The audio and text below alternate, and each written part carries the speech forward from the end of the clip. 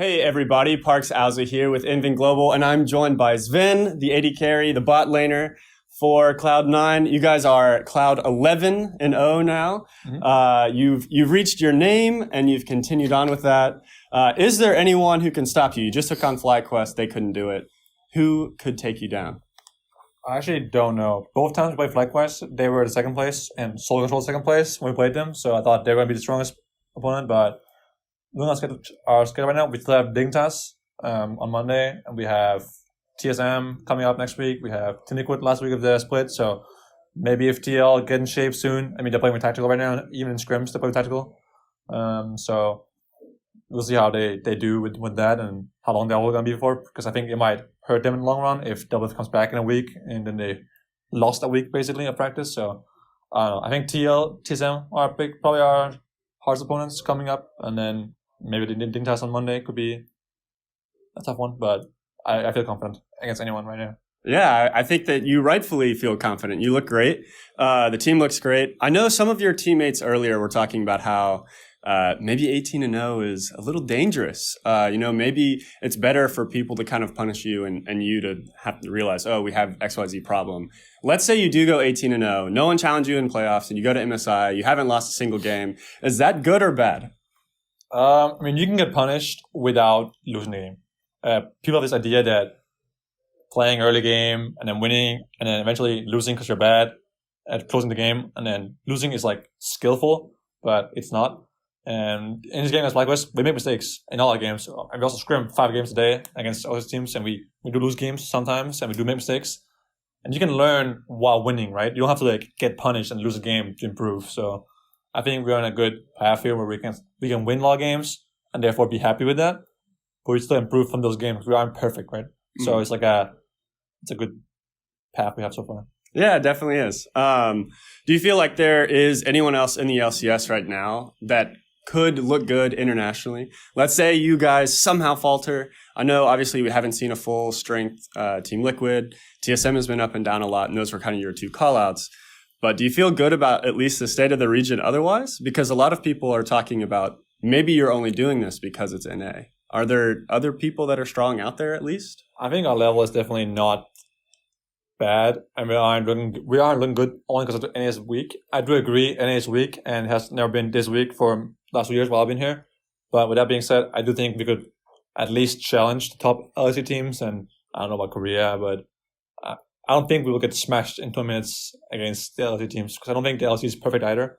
Watching their games every week, I think they're good. Of course, there's a tight race, top 1 and top 2 right now in the LCS, like 4 teams in first place, basically, right? So I think they're good, but I don't think we're only smashing games because we are in NA. I don't think that's the case here. But with that said, NA does look weak, and for Team Liquid, I feel like, I don't know, you can make excuses about, Brock's visa issues, Fire, now Doubleth is sick and all that, but they aren't necessarily playing well, even with all that stuff, right? I mean, Brock has been here for 2 weeks now, and I don't think you're jet lag after 2 weeks, and I don't think you have synergy issues because you have one new player. That shouldn't mean that everyone else plays bad either, and I don't think TL's players are playing well individually, or not. Well, they're playing well, but not as good as they are, right? I think they have top 1 to 2 players in most of their roles, and at the very worst, top 3, right? I mean, so they shouldn't be losing games to teams that are just worse in every role, even if they don't have synergy or jet lag or illness or whatever, because we also have people that are sick sometimes too, It doesn't happen to only them, right? But with that said, they are the strongest team on paper to challenge us, in my opinion, them and probably TSM. So if I were to hope for a Worlds team right now, it would be us with Team Liquid and TSM, because they have the strongest players individually, but also, lots of experience that actually matters when you go to MSI and Worlds. So yeah, those 2 teams are my candidates for the strongest teams, besides us, of course. Yeah, besides you, of course. You are looking great. I don't think, or I guess I'll ask you, was there ever a time that you felt this dominant in your career before? Because obviously 11-0 with a pretty good path for a potential 18-0 is great. But you were on G2 and you guys did very well back then. I know back before you changed to Zven, you were Niels, you were popping off in your early splits. And that was very fun for people who didn't follow the LEC to then watch you at Worlds. That was great. What is different about this split that maybe you haven't experienced before? I mean, I felt very dominant too in G2, at least in 2017. We had one split where we were undefeated. We had ties, of course, but we never lost an actual series, so I felt dominant too. And in playoffs, we 3-0 the finals in 17 summer, right, against Misfits. I felt really unbeatable in EU, at least back then. Now, I also feel kind of unbeatable where even if I have one game where I don't carry the game, someone else will carry the game. And today, Niski had a really good game, Bladder played well, Bulka played well. I mean, I wasn't like playing bad or anything, but I just wasn't carrying the game, right? So I feel dominant right now, and I feel like NA is behind a little bit, and we're ahead of them. But come playoffs, most teams will catch up in terms of how to play the meta and champions in the meta. So I don't think we're so far ahead that we can get cocky or complacent yet, but we're definitely by far the best team right now. Yeah, for sure. And in I think there's been a big difference for you between this year and last year, obviously, and both your times in NA the past couple of years.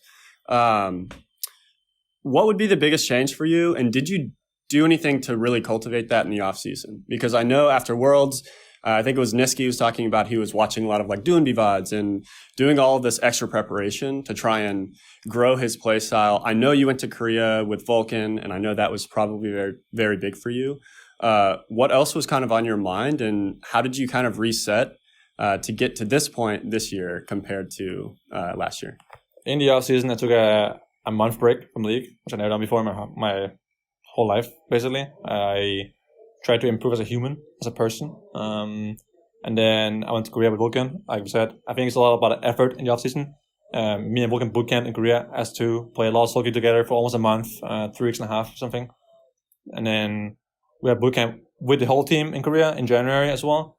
And I think just all that bootcamping and all that effort in the offseason combined with the fact that we have daily workouts, we have walks on LCS days, exercise, good food, the structure of our coaching staff is really good together with our players, and I feel like I have a lot to say in what we pick and how we play the game outside the game.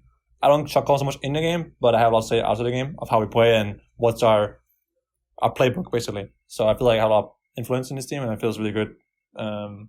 Just overall, everyone puts in a lot of effort in the offseason, and I think a lot of our teams didn't.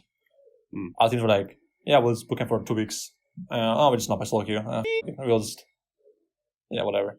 A little like slouch, complacent mentality from a lot of teams, I think, and they, like some teams came here with 1 day of practice, like Immortals, right? And like, sure, that's a reasonable excuse, but I don't care, right? Yeah. That's just your problem, not mine.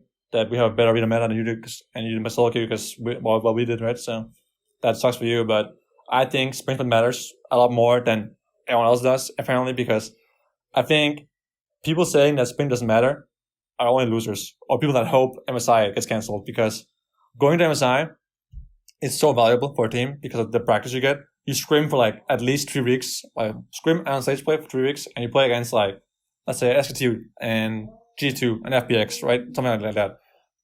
Scrimming these teams every day for weeks is so much practice, and you come back so much better. And for any teams that have reached at the very best semifinals of Worlds for Cloud9's case, and then quarterfinals for like TSM like 5 years ago, right? You should be really like trying hard to make the MSI because you want to have experience. Let's say you're our team, right? It's only me. I mean, I guess everyone here has experience from Worlds, but no one has like a deep run experience other than Licorice, I guess. And I think teams like TSM, for example, right?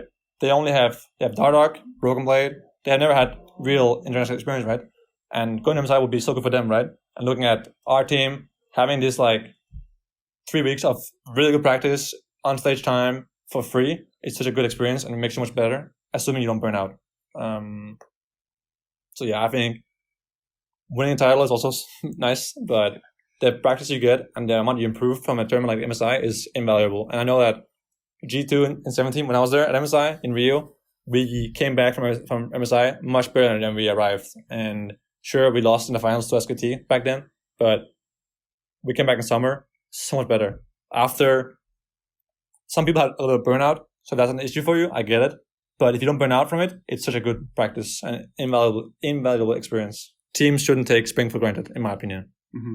It definitely sounds like an invaluable experience. I know the burnout can be an issue for some, but I think, especially for your team or for TSM, the guys who haven't had this yet, I wouldn't expect them to burn out from kind of a big, exciting thing like that. Anything else that you want to say to your fans about your split, your return, Cloud9's dominance, anything else before we go?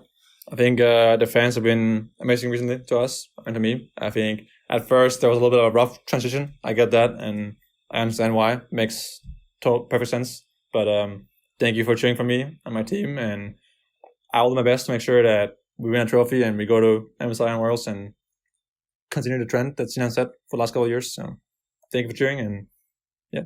Awesome. Thank you so much for watching. For more Inven Global content, please like and subscribe below, and we'll catch you next time.